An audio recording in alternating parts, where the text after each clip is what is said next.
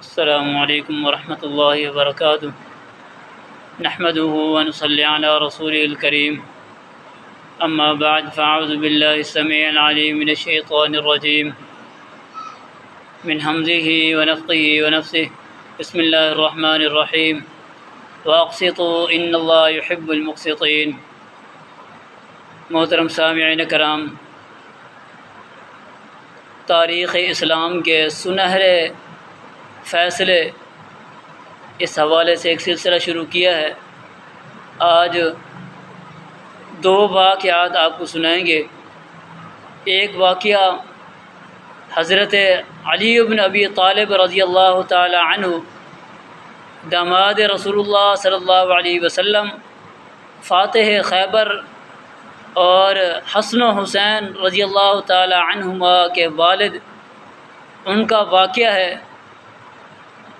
اور ان کی اس واقعے سے عظمت بھی ثابت ہوتی ہے اور ان کی سخاوت بھی اس واقعے سے ثابت ہوتی ہے کہ علی رضی اللہ تعالی عنہ وقت کے خلیفہ ہیں۔ ایک جنگ کے اندر ان کی زیرہ گم ہو گئی، تو انہوں نے ایک دن وہ زیرہ ایک یہودی کے پاس دیکھی، تو امیر المؤمنین علی بن ابی طالب رضی اللہ تعالی عنہ اس یہودی سے کہتے ہیں کہ اے یہودی، یہ زیرہ میری ہے، فلاں دن میری زیرہ جو ہے گم ہو گئی تھی۔ آگے سے یہودی کہنے لگا حضرت علی المرتضیٰ رضی اللہ تعالی عنہ سے کہ اے مسلمانوں کے خلیفہ، آپ کیسی باتیں کر رہے ہیں؟ میرے قبضے کے اندر میری ملکیت ہے، میری چیز ہے، آپ کیسے اس چیز کا دعویٰ کر رہے ہیں جو میری ملکیت کے اندر ہے، میرے قبضے کے اندر ہے؟ اور ساتھ ہی وہ یہودی کہنے لگا، اگر یہی بات تم کرتے ہو تو پھر ہم یہ فیصلہ جو ہے مسلمانوں کا قاضی جو ہے، وہ جو جج ہے اس کے پاس لے کے جاتے ہیں۔ اس وقت کوفہ کے جو قاضی تھے وہ قاضی شریح تھے۔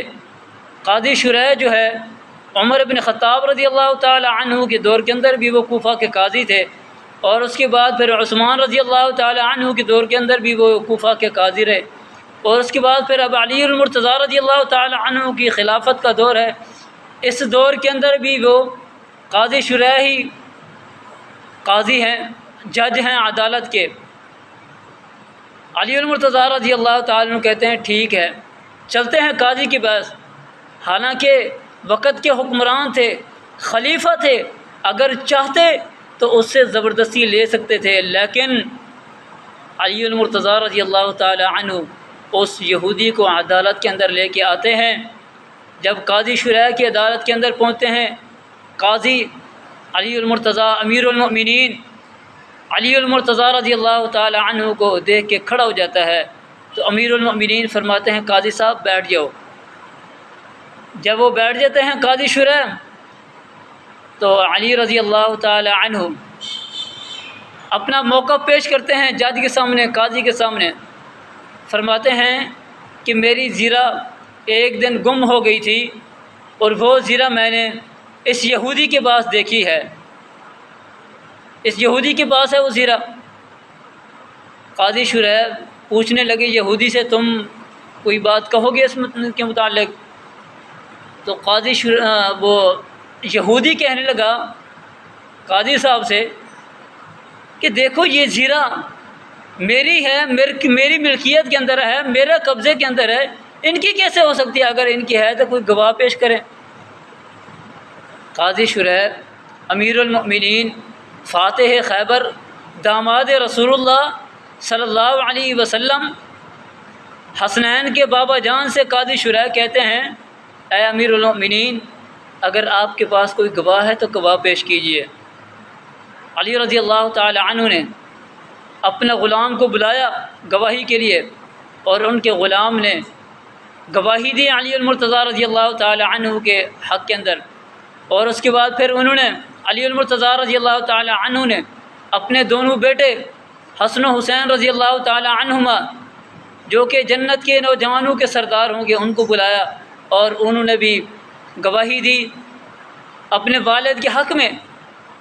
تو قاضی شریح کہتے ہیں اے امیر المؤمنین، آپ کے غلام کی گواہی تو قابل قبول ہے، لیکن آپ کے بیٹوں کی گواہی قبول نہیں ہے۔ علی رضی اللہ تعالیٰ عنہ کہتے ہیں قاضی صاحب آپ کیا بات کر رہے ہیں؟ میں نے عمر بن خطاب رضی اللہ تعالیٰ عنہ سے سنا ہے، وہ فرماتے ہیں کہ رسول اللہ صلی اللہ علیہ وسلم نے ارشاد فرمایا کہ حسن و حسین رضی اللہ تعالیٰ عنہما جنت کے نوجوانوں کے سردار ہیں، تو کیا آپ ان جنت کے نوجوانوں کے جو سردار ہیں ان کی گواہی قبول نہیں کر رہے، ان کی گواہی کو رد کر رہے ہیں آپ؟ قاضی شریح کہنے لگے اے امیر المؤمنین، یقیناً آپ کی یہ بات حق اور سچ ہے کہ حسن و حسین رضی اللہ تعالی عنہما یہ دونوں جو ہیں جنت کے نوجوانوں کے سردار ہیں، لیکن بیٹوں کی باپ کے حق میں گواہی قبول نہیں ہے۔ قاضی شریح نے ان کی گواہی کو رد کر دیا۔ آگے سے علی المرتضیٰ رضی اللہ تعالی عنہ نے کسی قسم کا کوئی اختلاف نہیں کیا، یہ نہیں کہا کہ میں خلیفہ وقت ہوں، داماد رسول ہوں، اللہ کے نبی صلی اللہ علیہ وسلم کی بیٹی کا خامد ہوں، میں امیر المؤمنین ہوں، فاتح خیبر ہوں، میرے خلاف تم گواہی دے، میرے خلاف تم فیصلہ دے رہے ہو۔ نہیں، قاضی شریح نے یہودی کے حق میں فیصلہ دے دیا تو علی المرتضیٰ امیر المؤمنین رضی اللہ تعالی عنہ نے بلا چوں چرا اس فیصلے کو قبول فرما لیا۔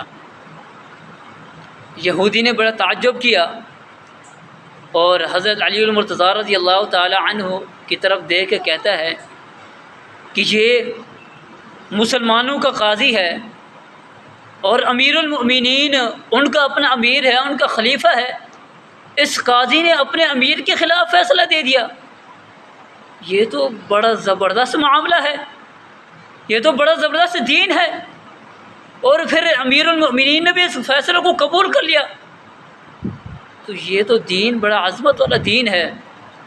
تو وہ یہودی علی المرتضیٰ رضی اللہ تعالی عنہ سے مخاطب ہو کے کہتا ہے امیر المؤمنین،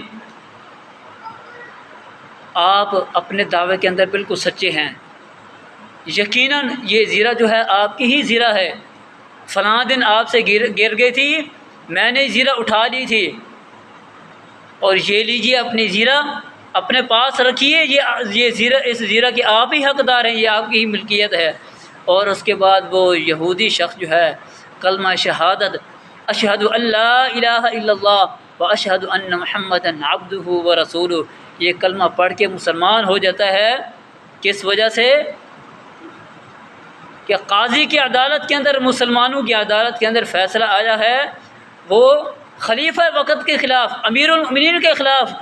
پھر امیر المؤمنین علی بن ابی طالب رضی اللہ تعالی عنہ کا بھی کردار اس نے دیکھا کہ دیکھیے کیسے حکمران ہیں کہ فیصلہ ہوا خلاف، بلا چوں چرا فیصلے کو قبول کیا، کسی قسم کا کوئی بحث و مباحثہ نہیں کیا، تو فوراً اس یہودی نے اسلام قبول کر لیا۔ اور آگے سے پھر علی المرتضیٰ رضی اللہ تعالی عنہ کا کردار دیکھیں، ان کا عمل دیکھیں اور ان کی سخاوت دیکھیے۔ علی رضی اللہ تعالی عنہ فرماتے ہیں کہ جاؤ، تم نے اب اسلام قبول کر لیا ہے، یہ زیرہ بھی تمہیں مبارک ہو، زیرہ بھی لے کے جاؤ، اور یہ میرا گھوڑا ہے، اس گھوڑے کو بھی لے جاؤ۔ اہل بیت میں سے تھے علی المرتضیٰ رضی اللہ تعالی عنہ، اور سخی گھرانے سے تعلق رکھنے والے تھے، اللہ کے نبی صلی اللہ علیہ وسلم نے جن کی پرورش کی تھی، جن کو پالا پوسا تھا اللہ کے نبی صلی اللہ علیہ وسلم نے، اور انہوں نے ایسی سخاوت کی، کہنے لگے اے اللہ کے بندے، تو نے اسلام قبول کر لیا ہے، اب یہ زیرہ بھی لے جا اور یہ میرا گھوڑا بھی لے جا، یہ گھوڑا بھی میں نے تجھے دے دیا ہے تحفے کے اندر۔ اللہ اکبر کبیرہ، یہ تھے صحابہ کرام اور یہ تھے شان علی المرتضیٰ رضی اللہ تعالی عنہ کی۔ اللہ رب العزت سے دعا ہے کہ اللہ تعالی ہمیں اہل بیت سے محبت کرنے کی توفیق عطا فرمائے۔ وما توفیقی الا باللہ۔